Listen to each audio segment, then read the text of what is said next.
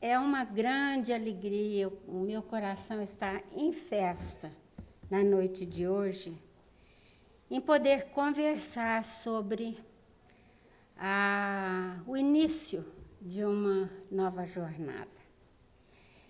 Esse início significa nós começarmos a compartilhar aquilo que pudemos amealhar em uma publicação, que é essa que nós estamos lançando hoje, e que nos traz, enfoca a terapêutica do Cristo Consolador. O Espiritismo, nós bem sabemos e já ouvimos, tem sido considerado aquele conjunto de chamamentos para que nós retornemos ou continuemos a nossa jornada evolutiva sob a égide, sob o amparo, sob as luzes da doutrina do Cristo Consolador.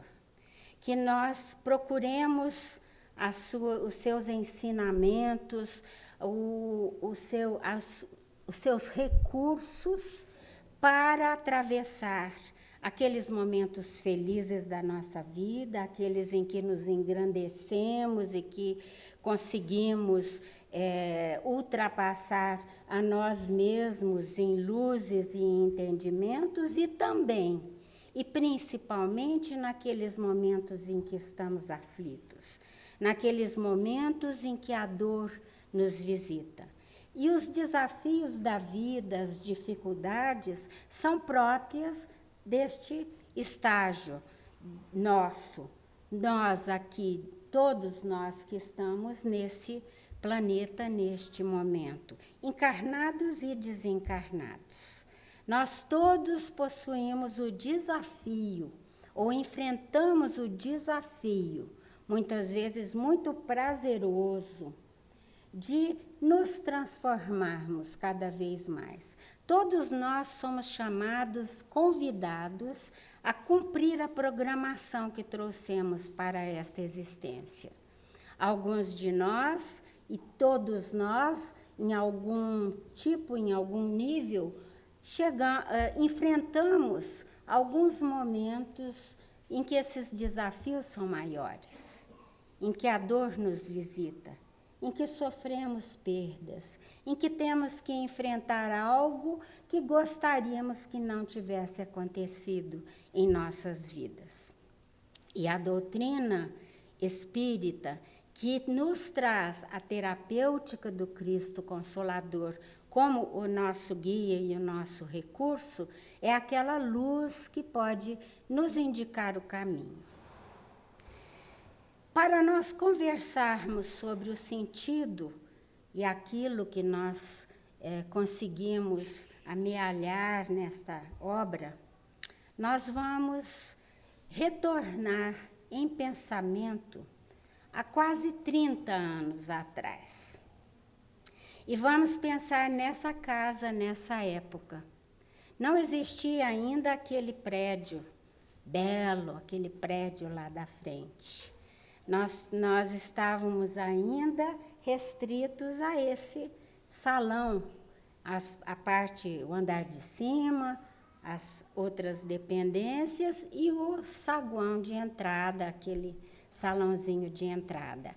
Ali onde nós tínhamos um balcão de recepção e a livraria era ali naquele cantinho, e nós tínhamos também uma pequena farmácia de homeopatia, e que nós tínhamos dedicado aos trabalhadores. Ali já no fundinho, no cantinho, era a administração. Uma pequena mesinha onde ficava a secretária e o senhor Mário Carvalho. Aquela alma que dedicou, que já se encontra trabalhando aqui conosco, já no mundo espiritual, e que na época aqui estava e que dedicou sua vida a construir essa casa de acolhimento. seu Mário costumava estar aqui todas as noites e ficava ali na porta de entrada, né? E após a porta de entrada, nós tínhamos um estacionamento. Quem é mais antigo lembra disso, né? Um estacionamento. E seu Mário ficava ali todas as noites, com os olhos atentos para aqueles que chegassem aflitos, com um sorriso e o seu jeito assim bem amoroso e enérgico também, mas muito amoroso para acolher aqueles que chegavam. E eu estou agora me lembrando de uma noite, era uma noite de segunda-feira, era mais ou menos 8h30 da noite, e aqui nesse local, né, que nós tínhamos uma mesa aqui, né, estava fazendo uma palestra o senhor Erasmo, um venerando fundador dessa casa. E ele falava sobre o Evangelho e estava por aqui. E, nesse momento, eu havia terminado um trabalho de atendimento fraterno. Nós tínhamos, naquela época, um programa que era o atendimento fraterno. Nós tínhamos os atendentes que atendiam aqui no salão, né, e que nós não tínhamos umas acomodações tão apropriadas quanto agora, mas o atendimento era feito a todos aqueles que chegavam. E tínhamos também um outro atendimento que havia sido idealizado pelo senhor Mário e que era o atendimento aos casos mais graves, aos mais aflitos. E eu fazia esse atendimento numa salinha aí do primeiro andar, lá em cima. E eu havia terminado o atendimento, nós tínhamos uma programação onde nós fazíamos o atendimento a jovens, adolescentes do sexo feminino que estavam em grande conflito, algumas por drogadição, muitas por depressão profunda e que nós atendíamos nesse local. Nesse horário, mais ou menos 8h30 da noite, eu havia descido e, como costume, estava conversando, né, com o seu Mário e, de repente, nós vemos uma pessoa, uma mulher ainda jovem, bem vestida, mas sem atavios, e que vinha através do estacionamento, quase que correndo e chorando. E chorava desesperada, e atrás dela um homem também. Ela aparentava uns 40, 45 anos, e um homem por volta também jovem, dos seus 50 anos, vinha correndo atrás, né, e dizia: Alice, Alice, se acalme, se acalme. E ela gritava já no estacionamento, né: quem me ajuda? Quem me ajuda? Eu preciso de ajuda, eu não aguento essa aflição. Meu filho, onde está você, meu filho? E nesse momento ela viu, o seu Mário já se achegou e já lhe disse: o que foi, minha filha? O que a aflige tanto? E ela, desesperada, levava as mãos ao coração e só sabia repetir: meu filho, meu filho, meu filho, quem é o senhor? Ele disse: eu sou o senhor Mário. O senhor é aqui da casa? Sou, sim, sou da casa. O que está afligindo tanto? E ela então disse: meu filho, eu quero falar com meu filho. Aqui é um lugar onde se fala com os mortos, não é? Pois o meu filho se matou e eu preciso falar com alguém. Eu preciso falar com alguém. Eu quero falar com o Rodrigo. Eu quero que vocês me ponham em contato com ele para eu saber por quê. Por quê? Por quê? Então, seu Mário, com aquele carinho característico aos aflitos, disse: acalme-se, minha irmã. Vamos então entrar para um lugar mais apropriado para nós conversarmos sobre sua dor, para a irmã poder nos contar o que é que aconteceu, o que a aflige tanto. E então chamou para o único lugar que nós possuíamos naquele momento, que era aquele lugarzinho, aquela mesinha da administração, lá no canto, no fundo, entre os livros e a homeopatia. E disse ao senhor: o senhor quer acompanhar? O senhor é o esposo dela, quer acompanhá-la? Ela disse: não, eu não quero. Eu não quero que ele venha junto, porque ele não acredita. Ele não acredita que eu vou poder falar com o Rodrigo. Então, seu Mário disse: o senhor quer ficar por aqui, que eu volto para conversar consigo. E nós adentramos o local, e então a jovem se sentou e não conseguia parar de chorar.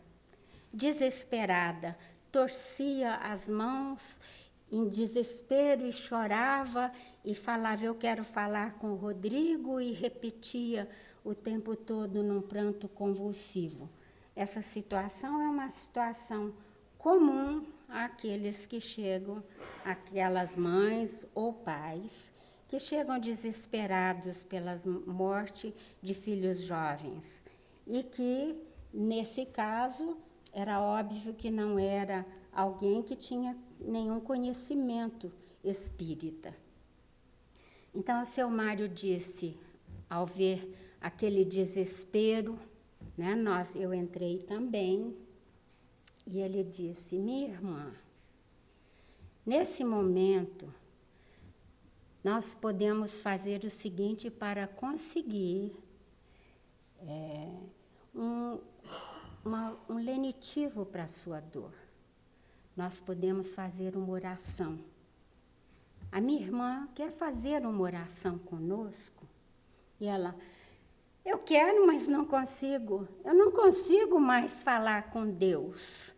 Deus me abandonou. Eu não consigo, eu estou nesse desespero. Eu não sei fazer oração a Deus. Então, seu Mário disse: mas então, fique tranquila. A nossa irmã Neuza vai fazer uma oração e você só acompanhe. E deixe que o amor de Deus envolva o seu coração nesse momento, que as vibrações de Jesus para os aflitos agasalhem seu coração. E assim fizemos. Ela ficou chorando convulsivamente, e nós começamos a fazer uma oração, como se fosse ela. Ao fazer, as emoções também atingiram o nosso coração. Sabedores e com uma empatia, um conhecimento de que essa é uma dor inacreditável. Você perder o contato, convívio com um filho jovem.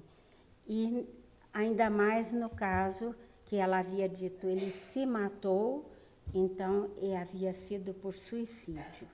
E nós então fizemos uma prece sentida a Deus e a Jesus, chamando o Espírito protetor, o Espírito acompanhante que estava ali com ela, porque ninguém chega a um centro espírita sem ter sido encaminhado, trazido pelas mãos e pelo amor da espiritualidade superior que acompanha cada um de nós na aflição e que nos traz ao lugar onde podemos ser ajudados.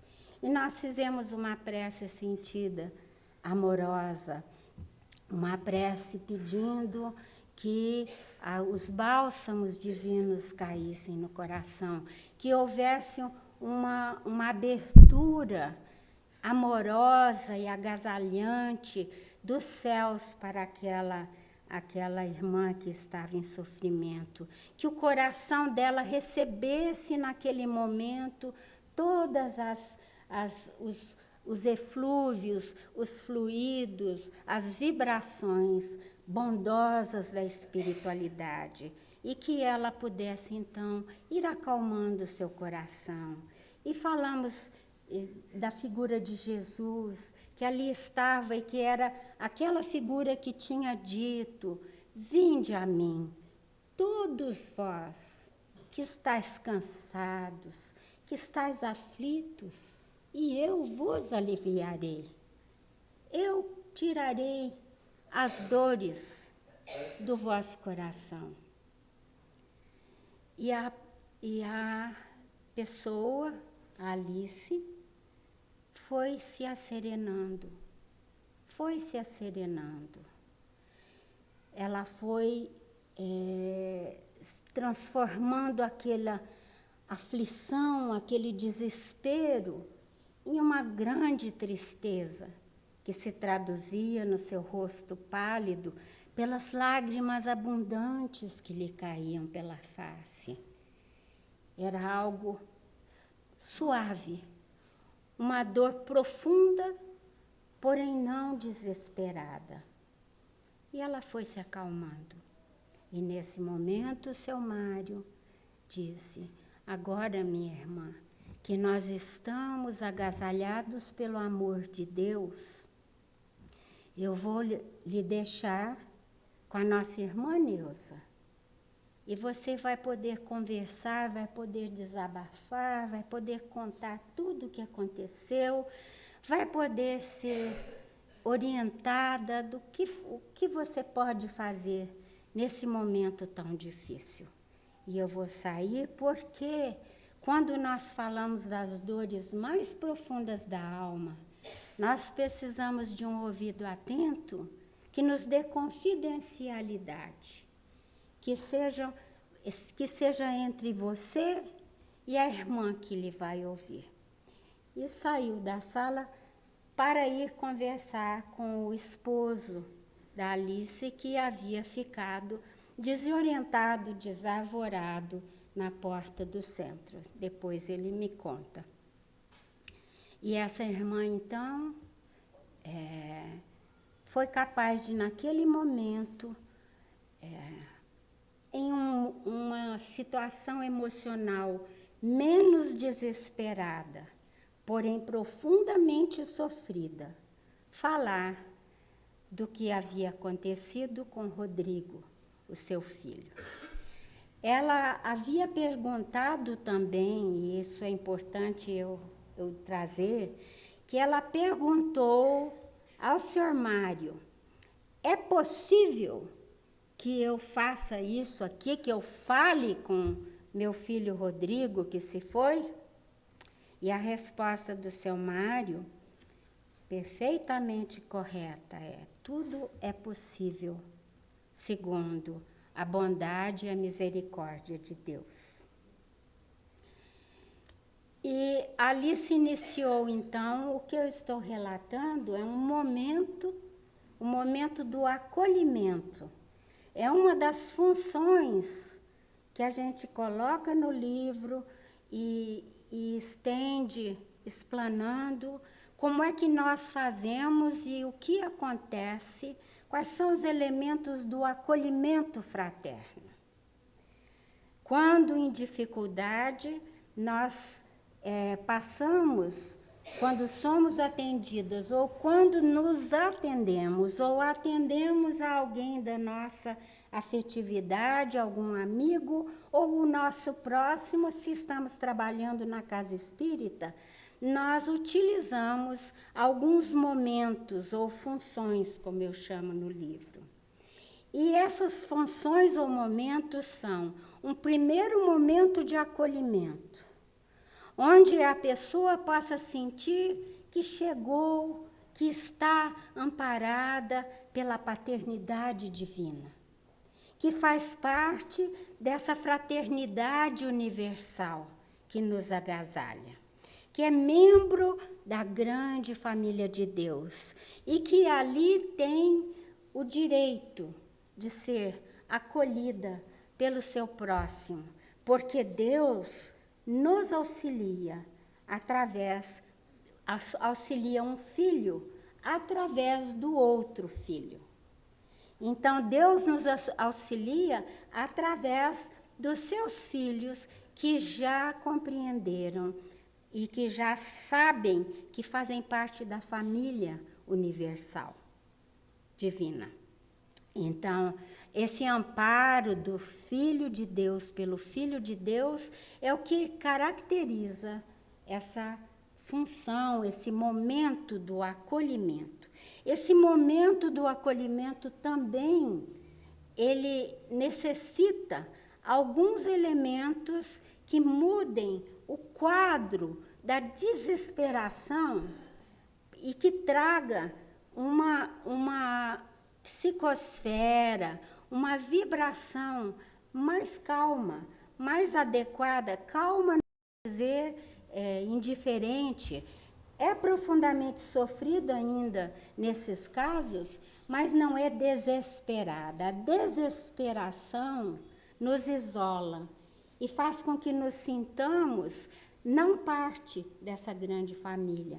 Faz com que nós nos sintamos completamente perdidos e sem condição de nos conectarmos com as fontes de ajuda. E, nesse caso, com a terapêutica do Cristo Consolador.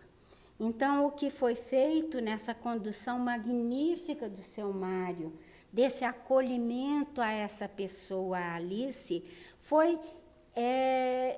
primeiramente, aplacar o seu desespero, que ela pudesse receber, fazer um contato através da prece que ela não conseguia fazer, mas que nós, com o nosso campo preparado para essa conexão, fizemos por ela.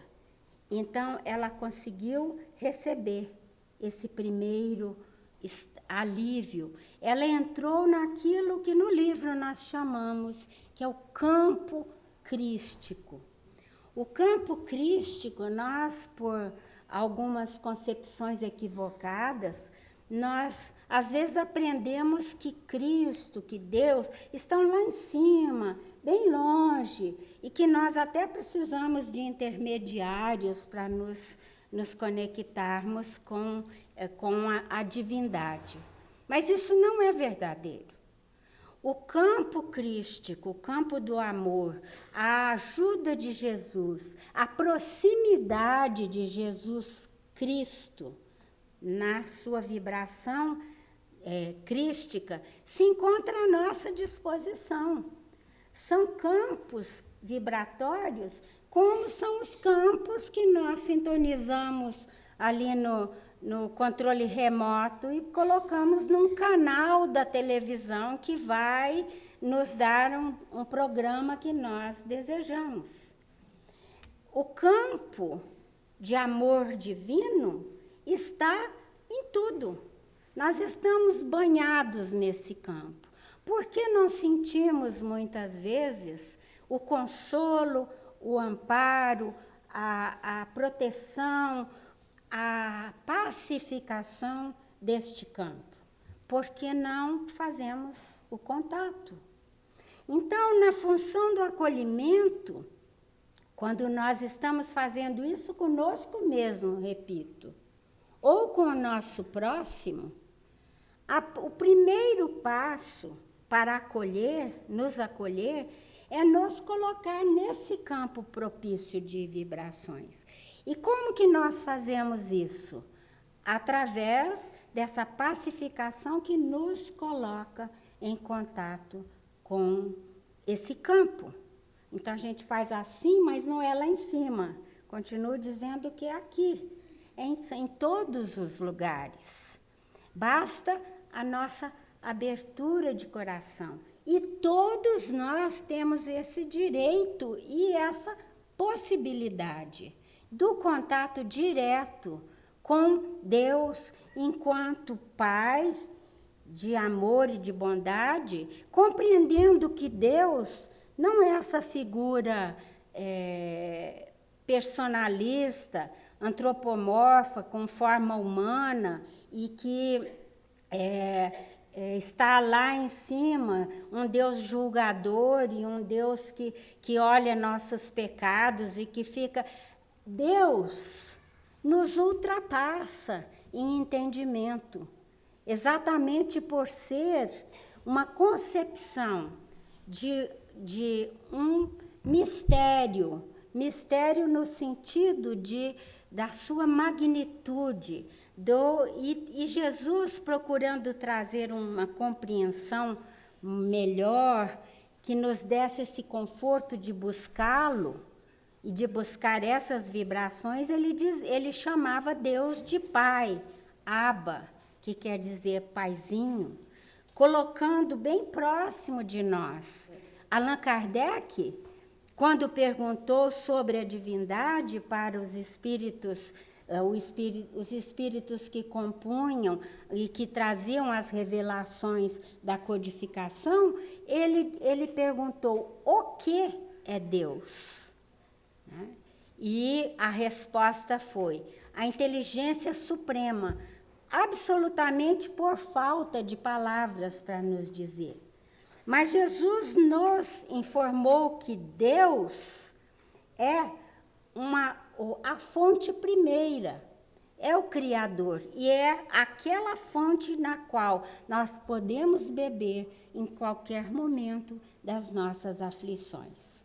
Então, quando nós fazemos o acolhimento adequado, a alma daquele que sofre, ou a nossa própria alma, se nós estamos nos acolhendo na dor, pode encontrar o amparo, pode encontrar e atrair alguém para nos ouvir, para aquela escuta amorosa, aquela escuta que não vai trazer uma censura, mas que vai deixar que nós falemos tudo aquilo que está nos sufocando, que nós nos expressemos em nossas dúvidas, em nossos conflitos, em nossas mágoas. Então, essa é a segunda parte, que é a parte do consolo. Toda pessoa que sofre precisa encontrar alguém que a escute. E escutar não é aquela conversa, né, que a gente faz no social, onde um fala e o outro dá palpite na vida do outro, né? A gente ouve o amigo e fala: ah, não, mas aí você pisou na bola, que não é bem assim que você devia ter feito. Ah, eu, na minha experiência, fiz assim, fiz assado. Isso é uma conversa social entre amigos, que a gente dizia conversa de comadre, né? Não é para o consolo do outro que chega em busca de qualquer esclarecimento, de qualquer solução de dificuldade. O consolo é ser ouvido com uma pessoa que está à sua frente com um campo amoroso aberto. E esse campo amoroso, como que ele se apresenta? Ele se apresenta pleno do amor e da terapêutica de Jesus. Como essa terapêutica? Ela é composta basicamente do amor crístico. Em seguida, ou em termos de movimentos interiores, ela é composta da compaixão e da misericórdia. A compaixão é algo que a gente ouve muito falar e entende pouco, tem entendido pouco, porque a compaixão não é a dó do outro. Quando eu ouço alguém que está em dificuldades ou que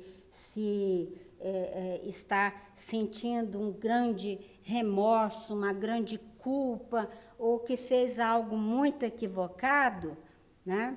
eu posso olhar para o outro e dizer, mas que dó que eu tenho de você, né? Que está passando por isso tudo.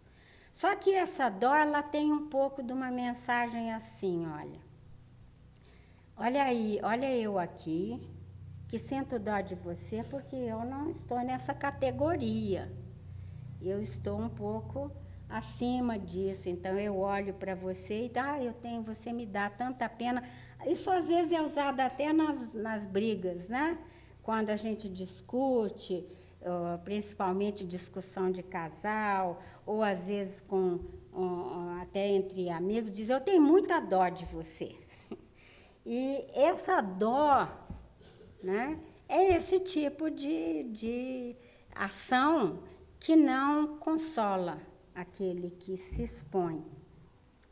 A compaixão do Cristo é um estado interno onde eu compreendo que todos nós somos falíveis.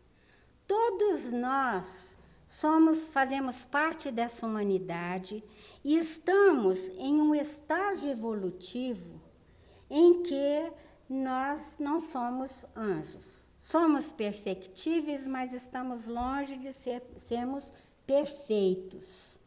E que então nós podemos fazer algumas coisas das quais depois nós nos arrependemos profundamente. Nós podemos estar num estágio de consciência em que não sabemos resolver um problema e decidimos nos suicidar como uma solução, porque todo suicida faz uma escolha e ele não quer se matar, ele quer se livrar daquilo que o incomoda profundamente. E às vezes escolhe essa solução equivocada, de que eu mato, e aí mata sim, mas só o corpo físico. Isso pode acontecer, e quantas vezes já aconteceu conosco que aqui estamos? Mesmo sem sermos aqueles que tentamos já nos matar, nós podemos ter feito isso em outras encarnações. Nós já tivemos momentos em que nos enfurecemos tanto e que nós agredimos o nosso próximo. Momentos em que nós ferimos profundamente o outro porque não fomos leais aos contratos que fizemos. Nós os abandonamos depois de jurarmos que amor eterno. Todos nós já tivemos esses momentos. E se nós formos pensar, todos nós temos algo em que, mesmo nesta vida, que nós fizemos que nós gostaríamos de não ter feito. Foi isso que Jesus quis dizer quando a mulher pecadora estava para ser apedrejada e eles perguntam para desafiá-lo. Os fariseus perguntam, essa mulher foi pega em adultério, o que nós fazemos com ela? A lei mosaica diz que nós devemos apedrejá-la até a morte. E você, Rabi, você, mestre, diz o quê? Então Jesus primeiro pacificou os ânimos levantados por essa vontade de agredir o outro porque o outro errou, e ele então faz uns rabiscos na areia. Não se sabe, os evangelistas não falam que se ele escreveu algo. Mas ele fica ali até que ele olha para aqueles que iriam apedrejar, que estavam com as pedras na mão, e diz, aquele dentre vós que estiver sem nenhum pecado, atira a primeira pedra. E então, conta o evangelista, que um por um, aqueles que iam apedrejar foram saindo. E olhem que interessante, Jesus fala, o evangelista nos conta, e foram saindo primeiro os mais velhos. por que os mais velhos? Porque quanto mais idade a gente tem, mais tempo teve de fazer coisas de que se arrepende, né? Certamente. Então, a compaixão significa que nós compreendemos profundamente o estágio evolutivo dos nossos irmãos em humanidade, e o nosso também. E aquele movimento compassivo é de uma compreensão profunda e de um acolhimento, em que estende um campo de amor para que a pessoa possa se ouvir, até mesmo falando, para essa escuta amiga e amorosa e compassiva, tudo o que aconteceu que a pessoa não aceita, ou que se revolta, ou que não compreende e que deseja, às vezes, se livrar dessa situação por meios drásticos que vão agravar a sua dor. Então, a compaixão é essa terapêutica crística que nos coloca em pé de igualdade com o outro. Então, só nos consola uma escuta de alguém que não nos condene. Essa é, nesse episódio, o evangelista conta que depois que todos se afastaram, Jesus pergunta: mulher, ninguém te condenou? E ela diz: ninguém. Então, levanta-te, vá e não peques mais.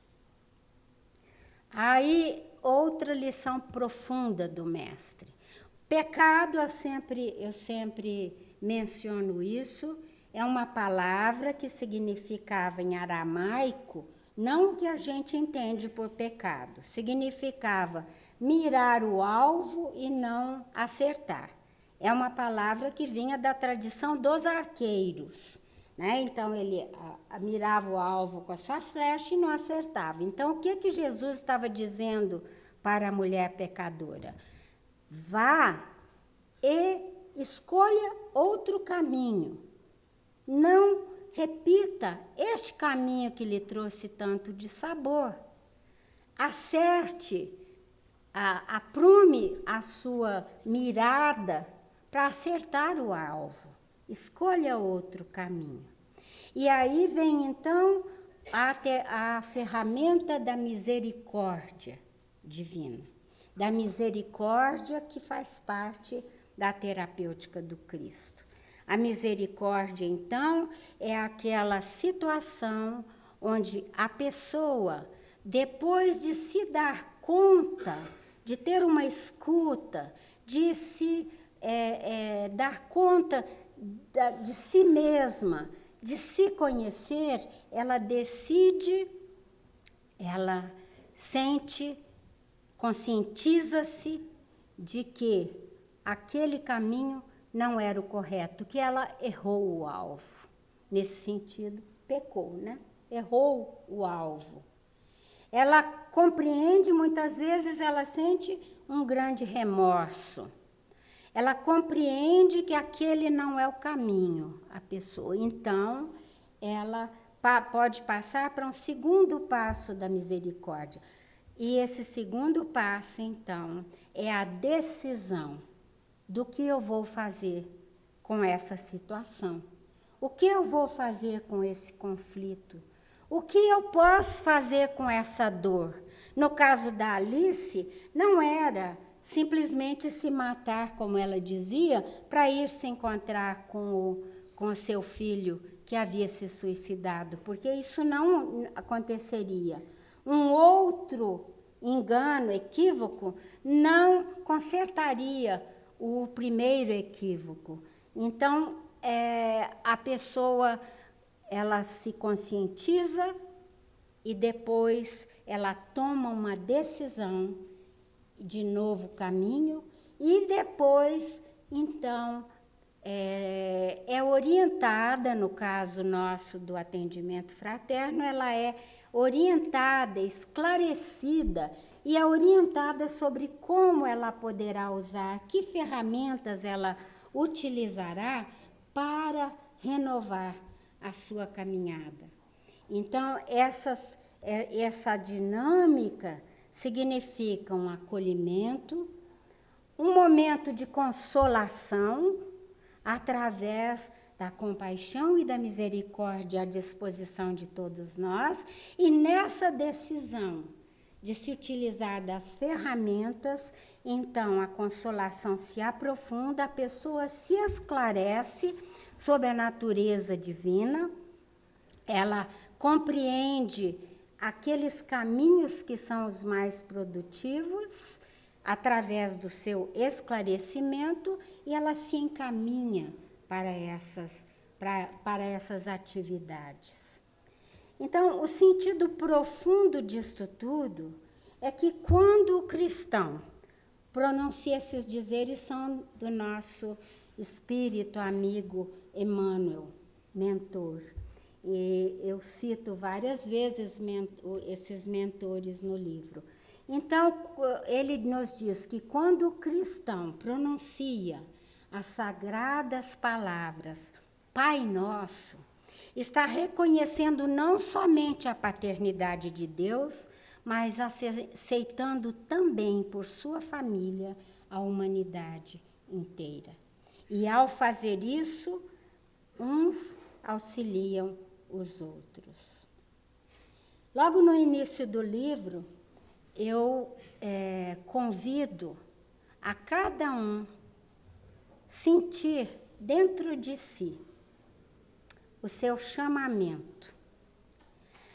O chamamento pode vir, o chamamento divino para uma vida transformada, algo que leve a uma maior plenitude interior. O chamamento divino pode vir de várias formas. Todos nós já tivemos esses chamamentos de Jesus. A Alice, que eu estou focalizando o caso dela, ela teve um forte chamado a procurar esta casa através de uma dor profunda. Não que precisasse o filho se matar para que ela seguisse novo caminho. Não existe, ninguém tem predestinação de se matar. Mas no momento em que aconteceu, o amparo da espiritualidade a encaminhou para essa casa. Depois de ter percorrido o atendimento mais continuado para a sua dor, não só naquele dia, mas depois, onde ela elaborou os caminhos construtivos que poderia seguir para atravessar a sua dor, ela então foi conseguindo entender, compreender, ser compassiva consigo mesmo, com a dor do marido que se manifestava de outra forma, porque o masculino muitas vezes atravessa a dor profunda se fechando, e ele foi atendido também pelo seu Mário na sua dor, que era uma dor profunda e silenciosa, que ela não compreendia. Então, ela, através dos atendimentos, ela foi compreendendo, foi se esclarecendo, foi compreendendo e sendo encaminhada a instrumentação para a sua travessia dessa dor profunda. Então, aprendeu que é possível fazer preces, e que a prece vinda do coração, naquele momento de dor, talvez de noite, onde a dor é mais profunda, lá na sua cama, pedir que venha o seu espírito protetor e que te traga as intuições, que te traga o que você talvez possa se encontrar com um ente amado que se foi, ou com um mentor querido que venha, alguém que te queira muito bem e que esteja na espiritualidade e que venha te auxiliar. Ela aprendeu isso tudo e ao longo da caminhada ela teve momentos de alegria, não conseguiu uma mensagem escrita através de um médium e do seu filho lhe falando como estava, porque nem sempre isso é possível. Era o que ela queria quando chegou desesperada, né? Mas nem sempre é possível, porque a destinação do outro é a destinação do outro. E a destinação do outro, embora fosse filho, era de um espírito com individualidade, com caminho próprio, que precisava se pacificar e ser ajudado na espiritualidade. Mas ela aprendeu aquilo que mais os pais querem. Depois que um filho jovem desencarna, como eu vou continuar orientando esse filho? Como eu vou continuar ajudando? Como há uma perda. Sim, mesmo quando a gente sabe que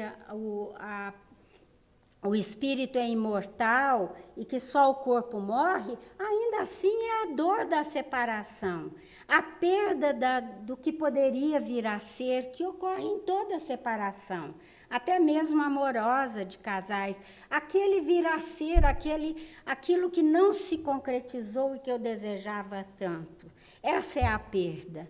Então, ela foi aprendendo a trabalhar isso através da prece. Teve grandes alegrias de sonhar e ter certeza que foi levada até onde o seu filho estava sendo medicado. Compreendeu que o suicídio que ele tinha cometido tinha alguns atenuantes, embora ele tivesse como espírito que arcar com as consequências da destruição do seu corpo físico, mas ele estava sendo amparado porque havia uma história anterior que não se descobriu totalmente, mas em outras vidas havia sido deixado uma grande mágoa entre ele, a família e algumas pessoas desencarnadas que tinham se sentido lesadas.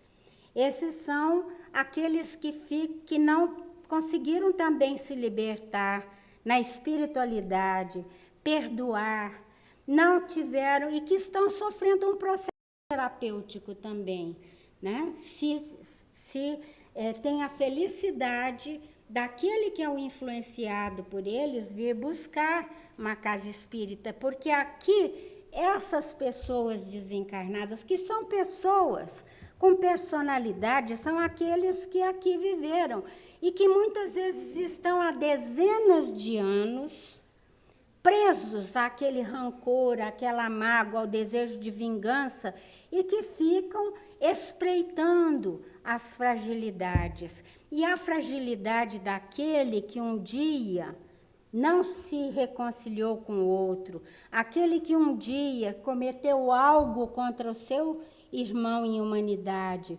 aquele que o prejudicou e que não passou pela reparação, fica vulnerável. E era o caso do Rodrigo. Rodrigo era vulnerável a essa influenciação desse espírito de uma outra encarnação que estava sofrendo tanto quanto ele e a família, porque não havia se desligado daquele momento em que algo foi feito e que ele se sentiu traído e que não queria aceitar isso, e que essa é a situação interna quando nós não conseguimos nos desligar pelo amor através do perdão das ofensas do outro. E ela então compreendeu isso tudo, começou a utilizar os passes, que são vibrações que protegem e que nos dão forças, vivificam o nosso organismo, de tal forma que nós possamos, então, compreender novos caminhos, nos acalmar, nos pacificar. Ela então pôde fazer uma caminhada através do Evangelho no Lar, instituiu o Evangelho no Lar, onde eles oravam pelo Rodrigo e onde se ajustou também aquela situação com seu outro filho de 14 anos e sua menina de 10 anos, porque estavam todos dentro dessa psicosfera. E através do auxílio dos recursos da terapêutica espírita, esses espíritos sofredores, que eram 2, puderam ser também acolhidos, consolados, agasalhados, levados ao perdão. E pôde haver um desligamento, porque a depressão, através dessa situação, estava também atingindo o menino de 14 anos, que então pôde se recuperar. Então, toda essa trajetória é através desses movimentos que aqui neste livro eu coloco, trazendo primeiro uma motivação para cada um numa linguagem simples e amorosa, onde eu procuro trazer a figura de Jesus falando com cada um sobre os chamamentos que nós temos e aquilo que nós podemos fazer quando as dificuldades acontecem, através dessa procura do acolhimento, do consolo, do esclarecimento e dos encaminhamentos aos recursos que a doutrina espírita nos fornece para a libertação. E há uma parte bem no início, onde eu coloco a figura, né, de Jesus bem nos primórdios. E conta o evangelista João, o João Evangelista, que estava numa praia de Cafarnaum, João Batista e 2 dos seus discípulos. João Batista é aquele espírito, um preposto do Cristo, um espírito de grande magnitude, que preparou os caminhos do Cristo para a mensagem renovadora. Então, ele era um espírito enérgico, que fazia pregações enérgicas, concitando e chamando as pessoas a se transformarem, dizendo que já estavam chegados os tempos e que Jesus estaria entre eles e que eles, então, ouvissem as mensagens. Então, ele realizava um batismo, às vezes nas águas do Rio Jordão, e esse batismo era simbólico. A água significava lavar a situação conflituosa da pessoa e que ela pudesse, então, fazer o trabalho de se transformar. Não é lavou, batizou, acabou você. Porque todos nós somos responsáveis por refazer os caminhos equivocados que nós trilhamos. Ninguém vai nos dar isso de presente. Nós temos que tomar a resolução e caminhar passo a passo para transformar. Então, João Batista trazia essa mensagem. E ele estava nessa praia, né, em Cafarnaum, à beira do lago Genezaré, e ele estava com 2 discípulos. Um deles era André, irmão de Simão, que depois foi chamado Pedro, né? Um deles era André, e o outro, não, o evangelista não cita. E neste momento passa Jesus. E João Batista então diz para os seus 2 discípulos: aí vai o Cordeiro de Deus. Essa imagem do Cordeiro era um símbolo de mansuetude, de serenidade, de paz, desse animal, o Cordeiro, que ia para os sacrifícios que eram feitos no templo, e lá ele era sacrificado nesse equívoco de aplacar a ira de Deus pela morte do pobre animal.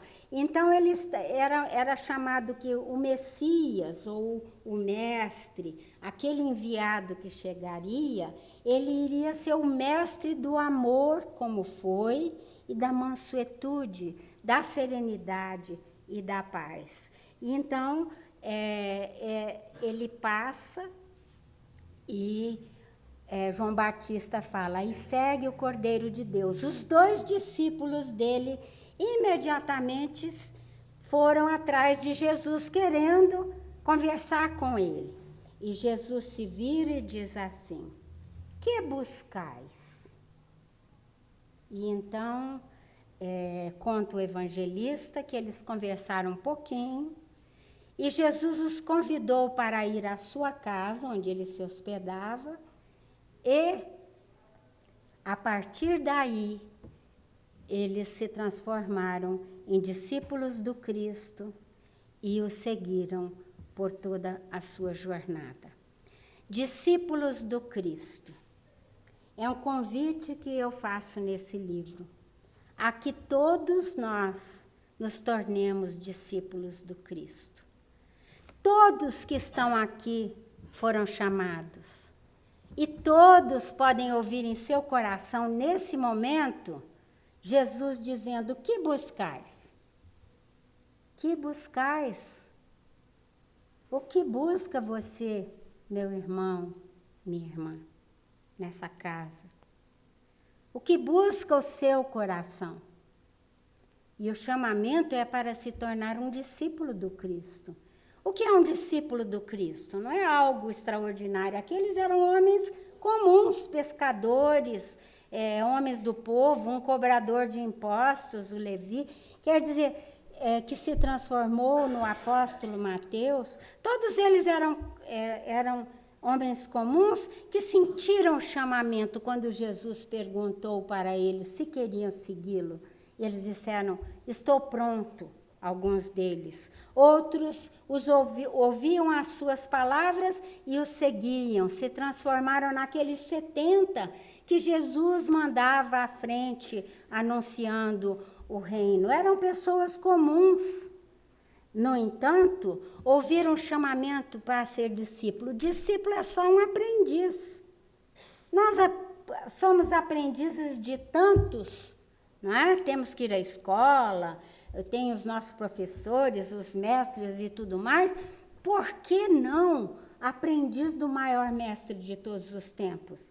Daquele que vai nos mostrar o caminho da felicidade, o caminho da pacificação interior, o caminho da nossa redenção nessa vida, do sucesso daquilo que nós viemos fazer aqui, porque cada um de nós tem um plano de vida a cumprir, por isso está encarnado.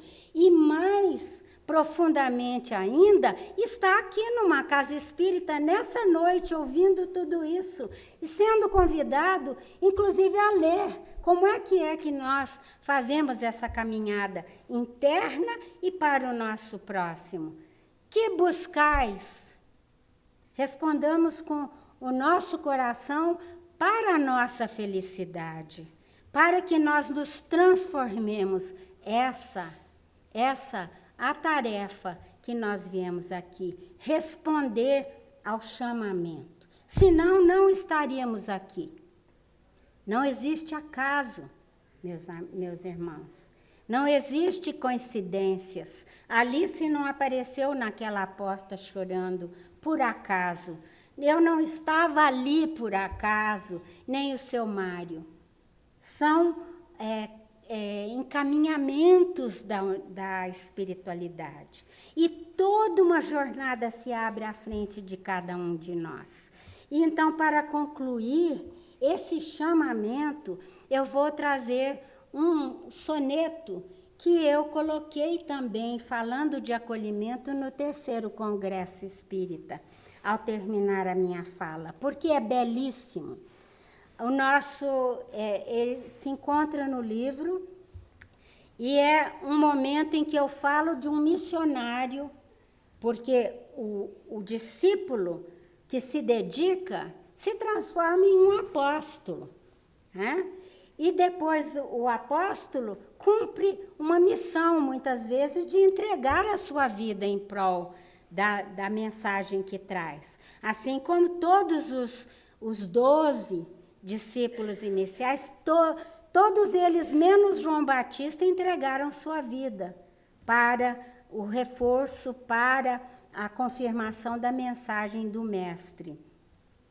E eu, então, vou trazer aquele chamamento que o espírito Alta de Souza, um espírito super dedicado, que foi uma poetisa quando encarnada, ela já desencarnada, mandou uma mensagem para Divaldo Franco, um grande missionário vivo atualmente. Todos nós aqui que temos alguma intimidade com a doutrina espírita, conhecemos essa figura que nos visita todo novembro, né, na reunião da Federação Espírita Brasileira.